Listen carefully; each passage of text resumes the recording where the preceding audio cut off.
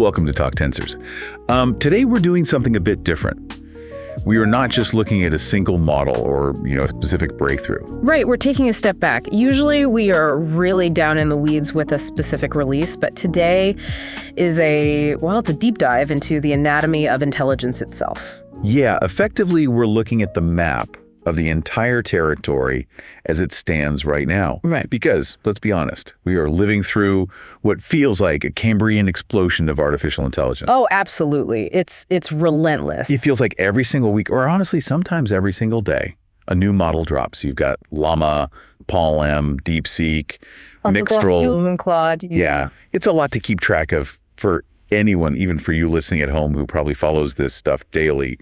It's just a mountain of information. It is a lot. And I think the crucial thing to understand here is that these aren't just incremental updates. It's not like the difference between, say, last year's smartphone and this year's smartphone. Right. These models are completely shattering benchmarks that we thought, honestly, that researchers thought would hold for years. The pace of research has just gone entirely vertical. Vertical is the word for it. Mm. And the core premise we want to explore today, based on this massive stack of research papers and survey overviews we've compiled for this deep dive, is that this isn't just about chatbots anymore. No, not at all. It's not just about a machine that can talk to you or write a cute poem.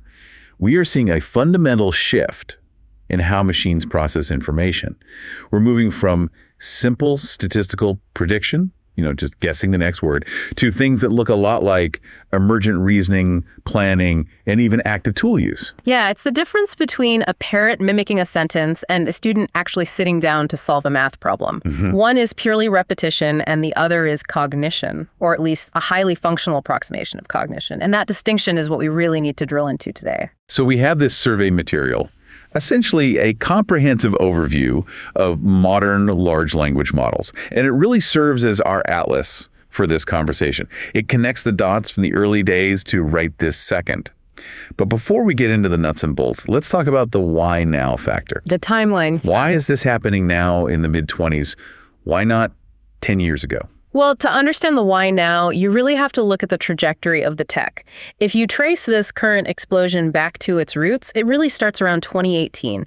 That was the era of the early transformer models, things like Bert. The prehistoric era, basically, in AI years. Practically ancient history at this point. Yeah. Back then, we were dealing with what we called pre-trained language models, or PLMs. They were impressive for the time, but they were mostly focused on understanding text. Like classification tasks. Exactly. Classification, sentiment analysis, figuring out if a movie review is positive or negative, that kind of thing. Right. They were readers, essentially, not writers. Readers is a great way to put it. But then we saw a massive shift. The research papers, and this is visually striking if you actually look at the publication data, the volume just spiked exponentially. We're talking thousands of papers per year suddenly. And the terminology itself changed. We stopped saying just language models and we started saying large language models. That capitalized large is doing a lot of heavy lifting there. It really is. We moved from PLMs to LLMs. And the core functional shift was moving from understanding to creation, generative AI. And the key differentiator that unlocked all of this was scale. Scale of the models themselves. Scale of everything. We went from models with millions of parameters to tens of billions and now hundreds of billions of parameters. And the data scaling, it went from gigabytes of text to terabytes. Mm-hmm. It is genuinely hard to wrap your head around that much text. It's basically the entire accessible internet being fed into these things. It is. But recently, the graph has actually shifted again. If you look at the literature from just the last couple of years, the focus isn't strictly bigger is better anymore. We hit a point of diminishing returns with pure size alone. So what are the key words now? The terms dominating the field now are fine-tuning and alignment. It's no longer just about building the biggest beast possible, it's about taming it. Which brings us nicely to our mission for this deep dive. We aren't just going to sit here and list models and read off their benchmark scores. That's boring, and honestly, you can get that from social media feed in 5 seconds. Agreed. That's not helpful. We want to look under the hood. For you listening, we want you to understand the actual anatomy of these systems. What is the architecture that makes this possible? What are the training recipes that make them smart? How do we make them efficient enough to actually run? And where are the agents taking us in the future? It's the full roadmap, from raw compute to refined intelligence. Okay, so let's start with the blueprint, segment 1, the blueprint of a brain. With hundreds of models out there right now, GPT-4, Llama 3, DeepSeek, Is there a standard anatomy? Or is every lab doing something totally different behind closed doors? Surprisingly, there is a strong convergence right now. If you look at the top performing models across the board, they have largely settled on a standard reference architecture. Oh, interesting. Like a standard chassis for a car. You might have a Ferrari and a Ford, but they both have 4 wheels and an engine in roughly the exact same place. That's a perfect analogy. Almost everyone in the industry has moved to the causal decoder-only architecture. Okay, let's unpack that term. Causal decoder only, because I remember a few years ago we had encoder-decoder models like Google's T5, which were considered huge at the time. What changed there? Right, so the original Transformer paper, Attention is All You Need, it proposed 2 main parts to the neural network, an encoder and a decoder. Think of it kind of like a translator working between 2 languages. Okay, so how do those 2 parts interact? Well, one part of the brain, the encoder, reads the input text and builds this dense mathematical representation of it. It crunches all the context and creates a vector state.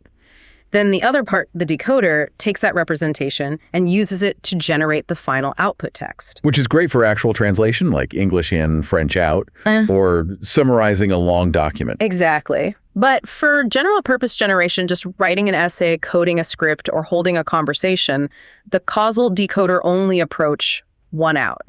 And causal here just means it respects the flow of time. It can strictly only see the past tokens. So it can't cheat. It can't look ahead at the end of the sentence before it writes the beginning. Correct. It predicts the next token based entirely on the previous tokens. And it turns out that this autoregressive nature, just predicting one word after another over and over, is incredibly powerful for generating coherent long-form content. Plus, it's structurally simpler to scale up. Because you don't have to balance 2 separate neural networks. Right. You don't need these 2 complex interacting halves. You just stack up one big set of layers predicting what comes next. It scales beautifully across thousands of GPUs. It's simpler, but it feels like it's doing more work. In a way, yes. It has to act as the reader, the thinker, and the writer all simultaneously within the same set of weights. Now, you mentioned tokens earlier, and I feel like this is the unsung hero of AI that people overlook. We always talk casually about models reading words, but they don't actually read words at all, do they? No, they don't. They strictly read tokens. This is a massive public misconception. If you feed the word unbelievable into a model, it does not see the letters UNBELIEVABLE. And it definitely doesn't see the word as a single holistic concept initially. It sees discrete tokens. So what does the word unbelievable actually look like to a language model? Depending on the tokenizer, it might see it as one token if it's an extremely common word, but more likely it gets split into chunks like unbelieve and able. This is done through algorithms like byte pair encoding, usually called BPE or sentence piece. Why does that matter, though? Why not just feed the model the alphabet and let it learn letters? Or conversely, just feed it whole words? It comes down to computational efficiency and vocabulary versatility. If you used raw characters, the sequences would be way too long. The model would have to process 12 separate mathematical steps just to understand the word unbelievable. That is computationally brutal because the attention mechanism, the core math of the transformer, scales quadratically with the length of the sequence. Okay, so shorter sequences are much better for processing speed. Massively better. But if you went the other direction and used whole words, your vocabulary matrix would be unimaginably massive. Think of all the words in the English language, plus programming code, plus French, Spanish, Chinese. You'd have a fixed dictionary of tens of millions of distinct items. Which would make picking the next word a nightmare. Exactly. The final prediction layer would have to calculate probabilities across millions of options for every single step. It would be incredibly slow and memory intensive. So tokenization is basically the ultimate compromise. It is the statistical sweet spot. It breaks everything down into subword units. I like to think of them as Lego blocks of meaning. It allows these models to handle multiple languages and even raw computer bytecode without the dictionary exploding in size. It can build unbelievable or unbeliever from the exact same root blocks. So it's essentially a universal translator before the brain even turns on, breaking everything down into these mathematical Lego blocks. That's a great way to conceptualize it. Now, once the raw text is tokenized, we get into the real secret sauce of the modern architecture, the specific technical components that separate a clunky 2020 model from a state-of-the-art 2026 model. Let's talk about position then, because this particular concept always confuses me. If I say the sentence, the dog bites the man versus the sentence, the man bites the dog, those are the exact same words, the exact same tokens. How does a math equation know the order? That is the crucial job of positional embeddings. In the early days of transformers, we just added a simple static number to the token. This token is in position 1, this is position 2, position 3. That's called absolute positional embedding. But that's pretty rigid, right? Very rigid. It doesn't generalize well at all if you suddenly want the model to write a sequence that's longer than what it specifically saw during its training phase. So what is the gold standard we use now? I keep seeing the acronym ROP mentioned in all these technical papers. Yes, almost every top-tier model now uses ROP-E, which stands for rotary positional embeddings. It's one of those brilliant mathematical tricks that almost seems like magic when you first see it. Rotary, like an old rotary phone. No, more like a clock face or a spiral. Imagine the query and key vectors inside the attention mechanism. These are the mathematical objects the model uses to compare words against each other. Imagine they are rotating in a high-dimensional space.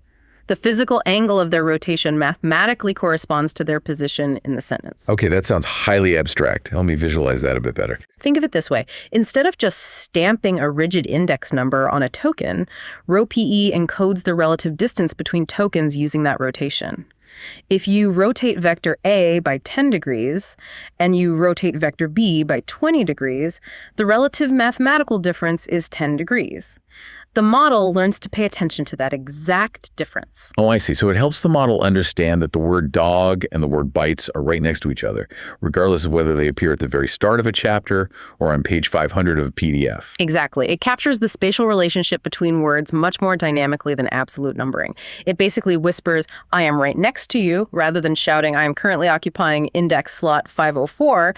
And that flexibility is what allows modern models to extrapolate to much longer texts. But for really, truly long context, like feeding a model an entire novel at once, we see other techniques popping up too, right? Like alibi. Yes, alibi is fascinating.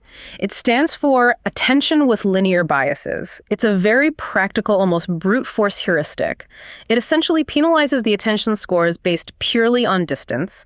It mathematically forces the model, telling it, pay more attention to what was literally just said, and progressively pay less and less attention to what happened 50 pages ago. That honestly sounds exactly like how my own brain works. I remember the last sentence you said perfectly, but the very start of this deep dive is getting a little fuzzy. Precisely. It mimics human working memory decay. And by baking that decay bias directly into the math, it allows the model to stretch way beyond its training limits. If you only trained a model on sequences of 2,000 tokens, alibi allows you to push it to 8,000 or more during actual use, simply because the slope of that penalty just seamlessly continues outward. So it gracefully handles the balance between short-term memory and long-term memory. What about the actual neurons themselves inside the layers, the activation functions? I always see terms like RLU and GLU thrown around in the methodology sections. This gets a bit deep into the calculus, but it's incredibly important for the stability of these massive artificial brains. For a long, long time, RLU, which stands for Rectified Linear Unit, was the absolute standard switch for neural networks. How does RLU work? It was incredibly simple. If the mathematical signal coming in is positive, let it pass through unchanged. If the signal is negative, instantly turn it to 0. Hard cutoff. So just a binary switch, on or off. Basically, yeah. But today, we've largely moved to SWIG-GLU, or GLU. These represent smoother mathematical curves. They don't just violently cut off the negative signals, they gate them softly. SWIG-GLU specifically stands for gated linear unit. I tell people to think of it as a dimmer switch in your dining room rather than a harsh on-off toggle. A dimmer switch gives you a lot more fine-grained control. Exactly. It allows for much more nuance in how information physically flows through the network layers. It means the gradient, which is the error signal the model uses to learn during training, doesn't just instantly vanish and die when numbers drop below 0. It makes the training process of a 100 billion parameter network vastly more stable. Stability really seems to be the overarching theme here. You obviously can't train a massive model for 6 months if the math keeps crashing every Tuesday. Precisely. And that's also the exact reason why pre-RMS norm is the absolute standard across the industry right now. Pre-RMS norm. Okay, you're going to have to translate that one for me. Right, sorry. Normalization is how we keep the numbers inside the neural network manageable. We want to keep them within a certain tight range so they don't blow up. We used to do this after the layers process the data. Now we do it before the data even hits the layer calculations.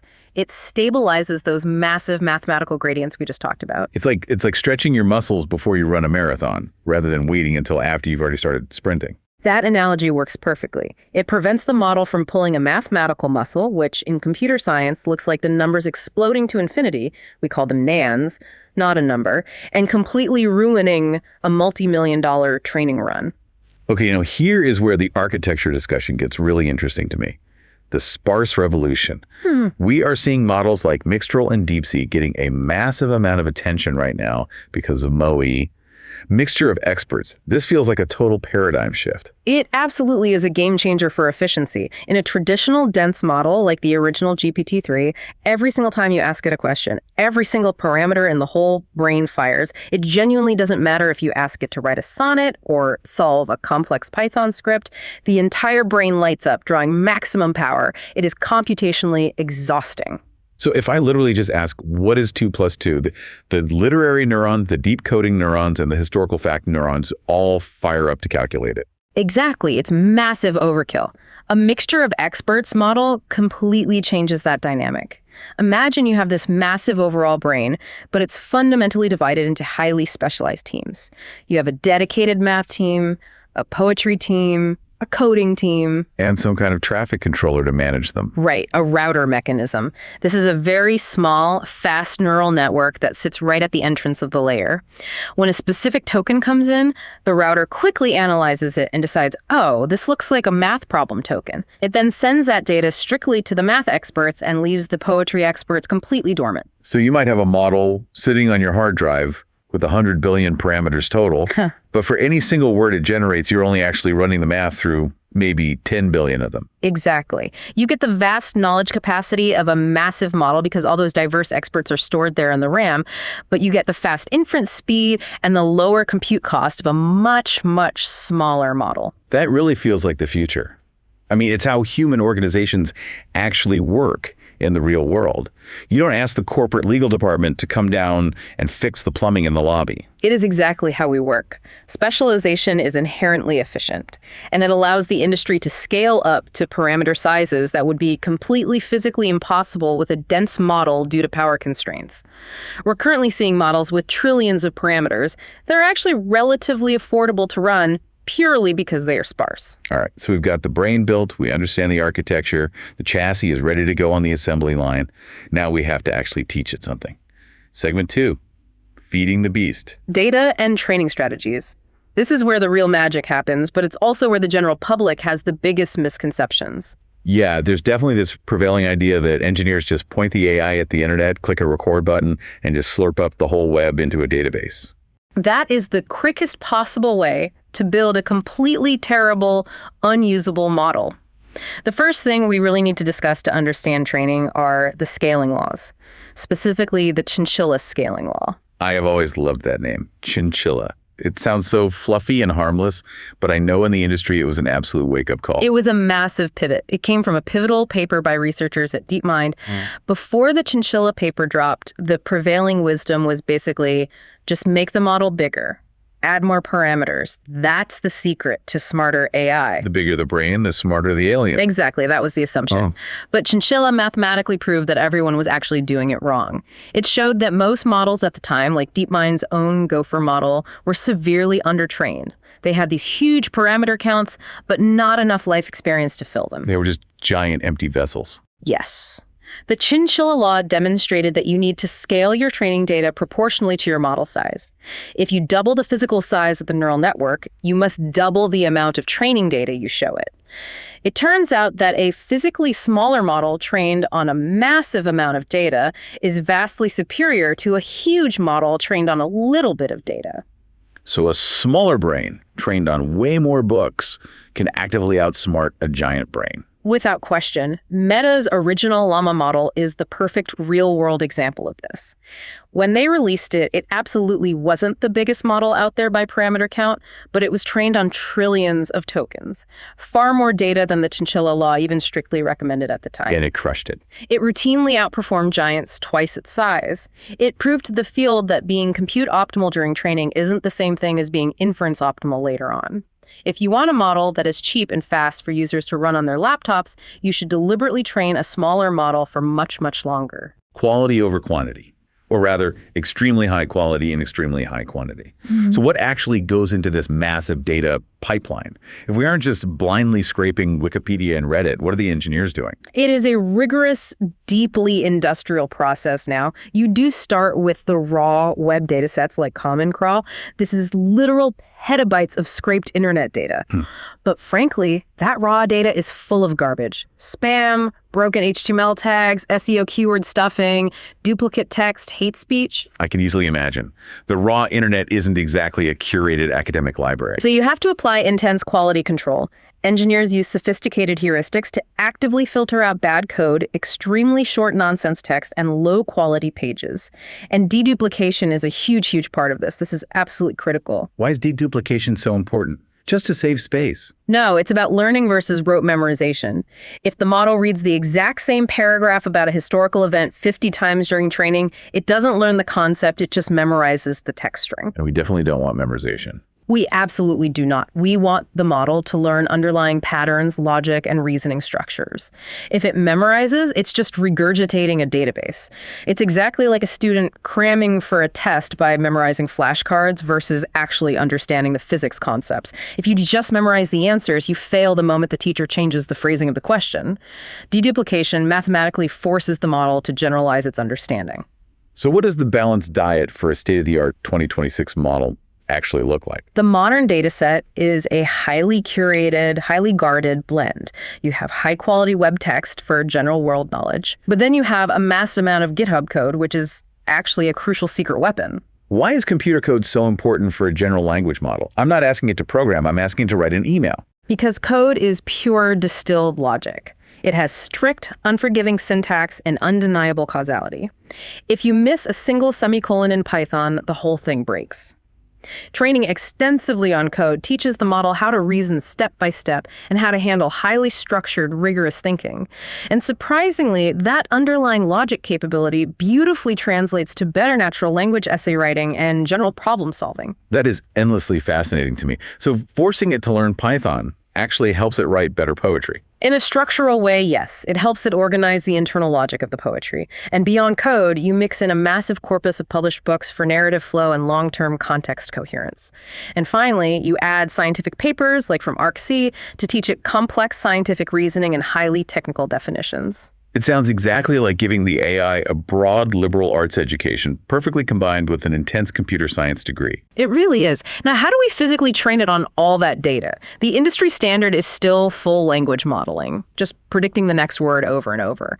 But there are historical variations we should mention. Masked language modeling, which early models like Bert used, is more like giving the AI a fill-in-the-blank test, like the blank sat on the mat and it guesses cat. And there's also prefix language modeling, right? I've seen that term. Yes, that's more of a hybrid approach. But predicting the next token sequentially is still the undisputed king for generation tasks. However, training these massive networks takes months of continuous runtime and costs tens of millions of dollars in electricity and raw compute.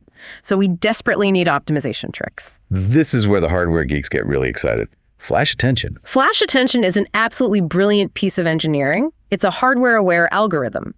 The researchers who developed it realized that the main bottleneck in training wasn't the math itself. GPUs are incredibly fast at doing math. The actual bottleneck was just moving the data physically around inside the GPU's own memory chips. The daily commute was killing the factory's productivity. That's it, exactly. The data constantly had to travel from the high bandwidth memory, the HBM, over to the tiny compute cache, the SRAM, and then back again, millions of times a second. Flash attention uses a technique called tiling. It calculates the attention math in clever little chunks, keeping the necessary data right there in the fast cache and aggressively minimizing the number of times it has to read and write to the slower main memory. So it's not actually a math breakthrough, it's a logistics breakthrough. It is pure logistics, and it speeds up training massively, especially for long contexts. It honestly turned impossible models into doable models. Without flash attention, the massive long context models we have today, the ones that can read whole books in 10 seconds, would be prohibitively slow and expensive to train. And what about mixed precision training? I know that ties into hardware too. That's about using completely different number formats to save space. Traditional computers generally use FP32, that's 32-bit floating point numbers. They're very precise, very detailed numbers, but researchers realized we don't actually need that level of microscopic precision for every single calculation inside a neural net, so we dropped down to BF16, brain float 16. Brain float? That sounds like a bizarre root beer float for a robot. It's a specialized numerical format originally developed by Google Brain. It's clever because it keeps the exponent range of big numbers, so you can still represent astronomically huge values, but it drastically cuts the precision, meaning the decimal places. It speeds up the math operations significantly while we selectively keep the most important master weights in high precision so the model doesn't drift and get stupid. Okay, so let's summarize where we are. We've built the massive brain architecture, we've fed it a balanced diet of trillions of curated tokens using highly optimized logistics and math. But at this specific stage, it's still basically a wild genius, right? That's the perfect description. A raw, pre-trained model is a wild, untamed genius. If you go up to a raw base model and ask it, how do I bake a chocolate cake? It might answer with a recipe. Or it might say, and then the baker said to his wife, and just write a fictional story. Or it might just endlessly list baking ingredients until it runs out of memory. It has no concept that you want an instruction list. It just wants to continue the textual pattern. It doesn't know it's a helpful assistant. Correct. It has all the underlying intelligence and vocabulary, but none of the form or social conditioning. And that brings us perfectly to segment 3, from raw intelligence to helpful assistant. This is where fine-tuning and alignment enter the chat. This is the exact process of how we turn the wild alien entity into a polite customer service chatbot. Exactly. The very first step in this transformation is instruction tuning. We literally have to teach the model the abstract concept of an order or a task. How do you practically do that at scale? You show it thousands upon thousands of highly structured pairs. You give it an instruction, like summarize this article, and then you show it the absolute, perfectly correct output. Early datasets like Felan or Alpaca became famous for proving this works. So you are explicitly manually showing it. When I ask you for a summary, you do exactly this format. When I ask for a Spanish translation, you do exactly that format. Yes. And the magical thing is that doing this unlocks zero-shot abilities. Once the model deeply understands the conceptual framework of an instruction, it can suddenly do things it was never explicitly trained for. Really? Like what? Well, you can tell it, write a poem about a toaster in the style of Shakespeare. And even if it never saw that specific combination of instructions in its fine-tuning data, it already knows what write a poem means. And from its massive pre-training, it knows exactly what Shakespeare looks like. It seamlessly combines the concepts on the fly. But just following orders isn't enough anymore, especially for public deployment. We need it to be safe. We need what the industry calls the HHH criteria. Helpful, honest, and harmless. This is the holy grail of modern AI alignment. You absolutely do not want the model to be helpful if a user asks it, how do I build a pipe bomb? Or how do I socially engineer a phishing attack? Right. You want it to aggressively, politely refuse. And the main tool for achieving this for years has been RLHF, reinforcement learning from human feedback. RLHF was the massive breakthrough that originally made ChatGPT a global phenomenon. It's a complex 3-step pipeline. Step 1, you do supervised fine-tuning, or SFT, on a data set of really, really high-quality human answers, just showing it what a good, polite response looks like. Step 1, learn to be a good, polite student. Then step 2 is reward modeling. Yeah. This part is fascinating. You actually train a completely separate AI model to act as a grader or a judge. You have human contractors sit down and rank thousands of pairs of answers. Answer A is better than answer B. The reward model learns to mathematically predict what kinds of answers humans prefer. It learns human taste. Yeah. It basically learns our social vibes. It learns our vibes, exactly. And then step 3 is PPO, proximal policy optimization. You let the main language model generate answers, the new reward model immediately gives it a grade, and you use reinforcement learning algorithms to mathematically nudge the main model towards generating higher graded answers in the future. It's exactly like training a dog. You give it a digital treat, a high score when it sits and stays, and no treat when it barks. It is operant conditioning for math, but the PPO step is notoriously complex. It involves keeping multiple giant models in GPU memory simultaneously, carefully balancing the learning rates. It's computationally expensive and highly unstable. If you nudge it too hard, the model collapses into just repeating the same safe phrase over and over.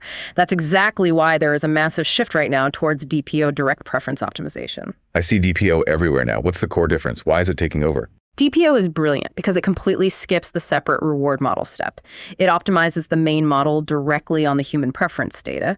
Some researchers proved it's mathematically equivalent to the PPO outcome, but it's vastly more stable and significantly cheaper to compute. It just cuts out the fragile middleman. So it just looks directly at the data set that says A is better than B and figures out how to update its own brain to prefer A. Effectively, yes. It simplifies the alignment pipeline massively. It derives the optimal policy analytically without needing to simulate that chaotic reinforcement learning loop. So we are getting much better at aligning these models and doing it faster. But these things are still massive. Even a perfectly polite 175 billion parameter model is useless to me if I can't run it. I can barely keep Chrome from crashing on my laptop. No, you absolutely cannot run the full precision weights of a frontier model locally. And that perfectly transitions us to segment 4, democratizing AI, efficiency, and deployment. How on earth do we get these monsters onto a consumer device? Or even just make them economically viable for a mid-sized business to run in the cloud? The industry relies on two main pillars here. Parameter-efficient fine-tuning, usually called PEFT, and model compression. Let's start with PEF. The absolute biggest name I hear in this space is LoRA. LoRA low-rank adaptation. This technique is incredibly elegant. Normally, if a law firm wants to fine-tune a massive open-source model specifically for contract analysis, they would have to run a training loop that updates all 70 billion parameters. That costs a fortune in GPU time. LoRA comes in and says, let's freeze the main brain entirely. Don't touch a single base weight. Okay, so how does it learn? You introduce tiny, specialized adapter matrices, basically little slivers of extra math, and you seamlessly sandwich them in between the frozen layers of the main model. You only train those tiny slivers. The analogy I always love for LoRA is the sticky note. Yes, the textbook analogy. Imagine you have a massive, heavy medical encyclopedia. Instead of rewriting the entire printed book just to add a tiny update about a new local regulation, you just write the update on a Post-it note and stick it on the relevant page. The reader, which is the AI, reads the original page, plus the sticky note. And the sticky note is practically weightless compared to the giant book. Exactly. You can fine-tune a massive state-of-the-art model on a single consumer graphics card because you're only actively training maybe 0.1% of the total parameters. The final file size of a LoRA adapter might be just 50 megabytes, while the base model sits at 100 gigabytes. That is a massive paradigm shift for businesses. You can have your base intelligence and then swap in your legal sticky note or your marketing sticky note or your HR sticky note in milliseconds without building a whole new brain. Precisely. It makes hyper-customized AI accessible to independent developers, not just trillion-dollar tech giants. And then you have compression techniques. This is primarily about making the model physically smaller in RAM by aggressively reducing the mathematical precision. Right. We talked about BF16 before, the brain float format. We did, but that was strictly for the training phase. When you're just running the model doing inference, we can compress the numbers much, much lower. We can crush them down to 8-bit or even 4-bit integers. 4-bit, that seems drastically low. Doesn't heavily squashing the numbers make the model stupid? Surprisingly, not really. Not if you do it right. Techniques like smooth quant and GPT-Q are very clever about it. The main problem with quantization is usually what we call activation spikes. These are rare outlier numbers in the data stream that are just massive. If you try to brutally squash a giant outlier into a tiny 4-bit box, it overflows, you lose a ton of information, and the model starts babbling. It's exactly like clipping the audio when you record a podcast too loud. That's a great audio analogy. Smooth quant actively handles these spikes by mathematically smoothing them out, distributing that outlier energy across the surrounding weights before the quantization step even happens. It basically migrates the mathematical difficulty away from the volatile activations and into the static weights. It allows us to run these huge, highly capable models on standard consumer hardware with almost zero noticeable performance degradation. So we are dramatically shrinking the required hard drive space and RAM without shrinking the IQ. That's magic. And what about pruning? Pruning is exactly what it sounds like. Deleting connections. It's the algorithm looking at the network and saying, you know what, this specific neuron hasn't fired meaningfully in 3 weeks of testing. Let's just sever the connection and save the compute. Use it or lose it. Exactly. Advanced tools like Wanda prune the network based on a combination of the weights and the actual activation patterns. And then there's structured pruning, which is where you remove entire mathematical rows or columns of the matrix rather than random single parameters. Structured pruning makes the physical GPU hardware much happier because silicon chips really prefer to process nice, orderly, predictable grids. Okay, so we are rapidly making these models smaller, vastly faster, and significantly smarter. But reading through the sources, the biggest shift recently isn't just about the model talking back to you more efficiently. It's about the model actively doing things in the environment. Segment 5, beyond chat. Agents, tools, and multimodality. This is where we cross from basic software into the realm of sci-fi. We all know that LLMs hallucinate. They make stuff up confidently because their internal memory is permanently frozen in whatever year they finish training. Right. If you ask a raw base model, what is the exact stock price of Apple right now? It will absolutely just guess a number. It has no physical mechanism to know the present reality. The industry solution to this is RG retrieval augmented generation. This is essentially the open book exam protocol. Exactly.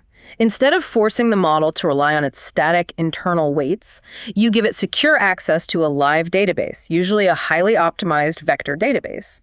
It searches and retrieves relevant factual documents like live news articles, internal company wikis, or real-time stock feeds, and places them into its context window before it starts answering. It forcefully grounds the model in current reality. So it actively looks up the raw facts first, reads them, and then writes the conversation answer based on those facts. Yes. But RA is still fundamentally just reading. Tool use is about taking action. Models like Gorilla or ToolLM. These specific architectures aren't just trained to speak naturally, they're heavily trained to reliably construct and call external APIs. So they can use a calculator? A calculator, a live web search engine, a full Python interpreter environment. If you ask one of these models, what is the square root of 459 multiplied by the exact current population of France?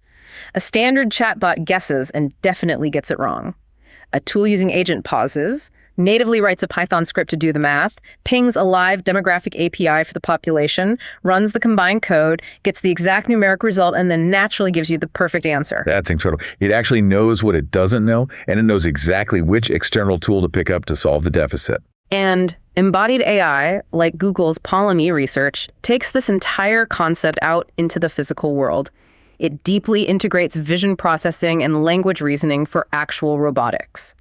The model isn't just passively describing a JPEG image, it is actively planning sequential robot actions based on the live visual input from its cameras. Like, I see a spilled cup of coffee on the table, I should navigate to the sink, pick up the sponge, and wipe the table. Exactly. It seamlessly connects high-level abstract reasoning like clean the table down to low-level motor control outputs for the servos. And the cognitive workflow for all of this is rapidly changing. We are merging far away from simple single-turn question and answer sessions and moving into chain-of-thought reasoning. That's the famous, let's think step-by-step prompt, right? That's the magic phrase that started it all. It verbally forces the model to sequentially output its intermediate reasoning steps before declaring an answer, which drastically improves logic accuracy. And now researchers have evolved that into tree of thought, or TOTI. Tree of thought sounds highly philosophical. It's intensely practical. It allows the model to actively explore multiple branching reasoning paths simultaneously. It evaluates, if I try strategy A, what is the likely outcome? If I try strategy B, what happens? It can look ahead, intelligently backtrack if it realizes it hit a logical dead end, and iteratively find the globally optimal solution. It's basically perfectly simulating the exact way a human engineer solves a complex puzzle. You try to fit a piece, you realize it doesn't fit, you take it out, you back up, you try another approach. Yes. And when you seamlessly combine that tree of thought logic with auto agents, which are continuous loops where the model independently plans a task, executes it, visually observes the result of its action, and corrects its own errors without human input, you have the literal beginnings of fully autonomous digital problem solvers. It really is staggering. In just a few years, we've gone from, let's try to predict the next word in a sentence, to let's actively plan a physical robot's path through a complex, messy room. It is the literal anatomy of intelligence evolving right in front of us in real time. Okay, we've covered the established facts.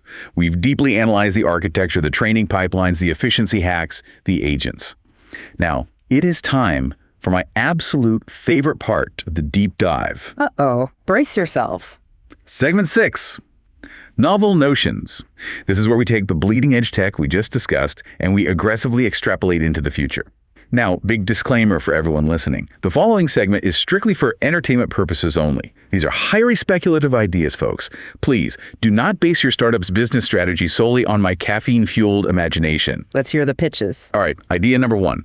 I call this the digital twin corporate boardroom. Okay, go on. We talked earlier about long-term persona memory and models role-playing as distinct agents. And we know all about RAG grounding models in private data. Imagine a Fortune 500 corporation creates hyper-specific, highly secured digital twins of their entire C-suite. You feed an LLM every single email, Slack message, public speech, and strategic decision the human CEO has ever made. You do the exact same thing for the CFO, the chief legal counsel, the head of marketing. Okay, so you effectively have a virtual simulation of the executive team running on a server. Right. But here is the massive twist. You also create 10,000 highly detailed customer agents based on incredibly dense real-world user data, purchasing history, and behavioral feedback loops.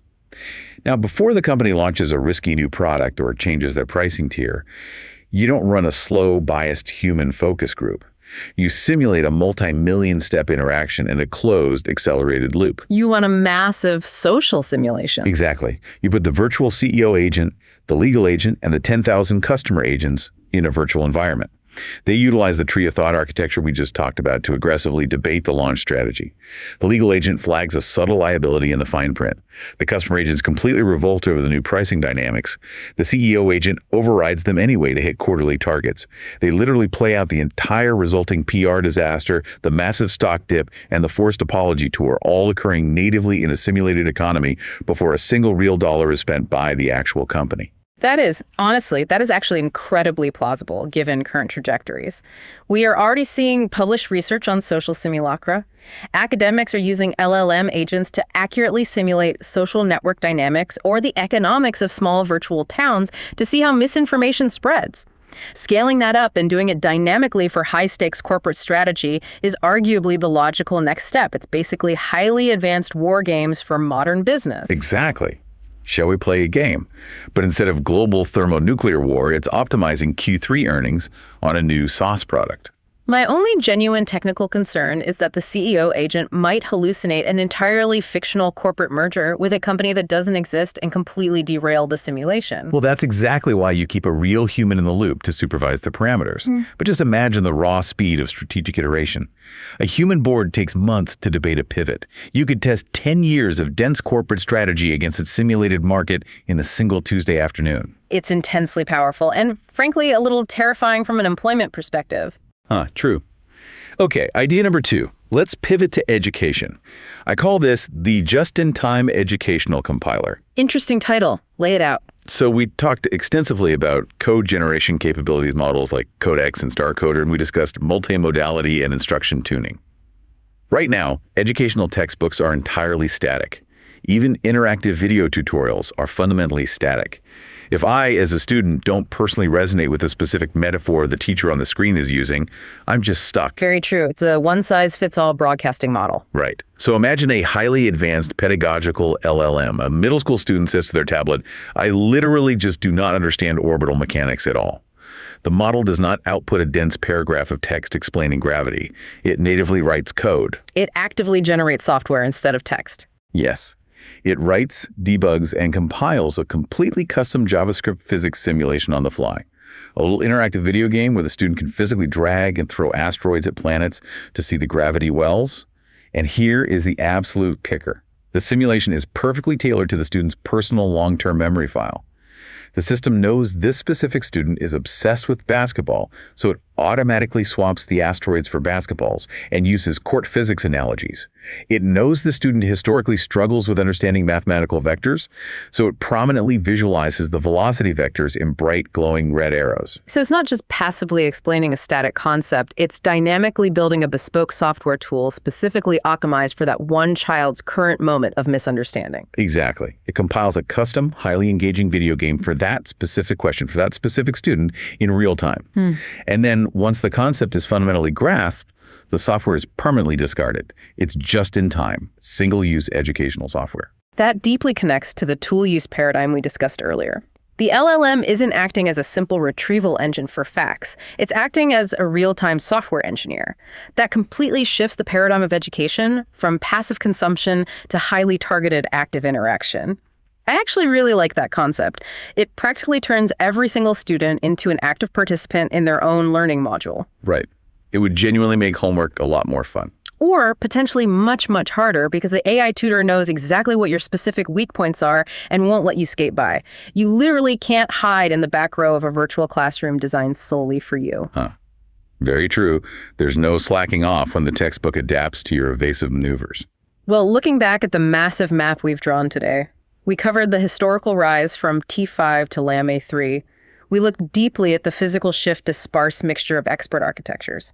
We saw the absolute necessity of safety alignment through RLHF and the brilliant efficiency hacks like LoRA and quantization that are actively democratizing access for everyone. It's an incredibly fast-moving field, obviously, but the foundational fundamentals, architecture, data quality, alignment, and efficiency, those four pillars are actively stabilizing right now. We're finally starting to clearly see the established rules of the road for the next decade of development. So given all of that, here's my final provocation for you, the listener, to mull over. We are currently spending millions of dollars optimizing these massive models to sound exactly like friendly humans. We use complex RLHF to actively force them to be polite, conversational, and relatable. Yes, that is the explicit commercial goal of almost every major lab. But the emergent abilities we see, the complex zero-shot logic, the high-dimensional pattern recognition, they strongly suggest these networks are developing internal reasoning patterns that are distinctly, fundamentally non-human. They can mathematically analyze data in vast dimensions we simply cannot comprehend. So by forcibly aligning them to strictly be helpful, honest, and harmless customer service chatbots, are we fundamentally limiting their true cognitive potential? Are we basically forcing a supercomputer to do the job of a polite receptionist? Exactly. Are we putting a neat little corporate suit and tie on an alien intelligence? Are we actively suppressing a completely different, potentially superior kind of analytical intelligence just to make it socially comfortable for us to text with? It is definitely something to think about as these models get larger. It is a profound question. Maybe the real next massive breakthrough isn't making them act more perfectly human, but finally taking the guardrails off and letting them be whatever bizarre entity they're actually becoming. A slightly terrifying but fascinating thought to end on. Thanks for listening to this deep dive on Talk Tensors. Until next time, keep exploring.